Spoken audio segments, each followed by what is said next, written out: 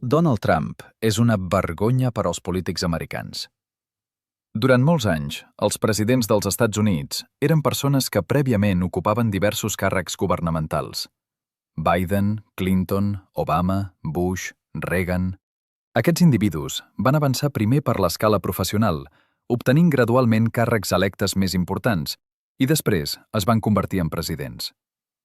Donald Trump ni era governador, ni alcalde, ni senador. No ocupava cap càrrec governamental ni electe.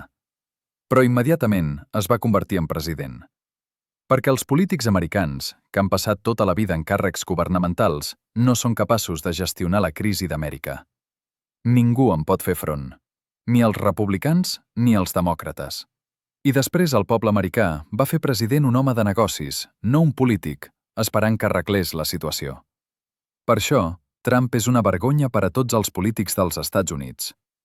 Republicans i demòcrates, tothom.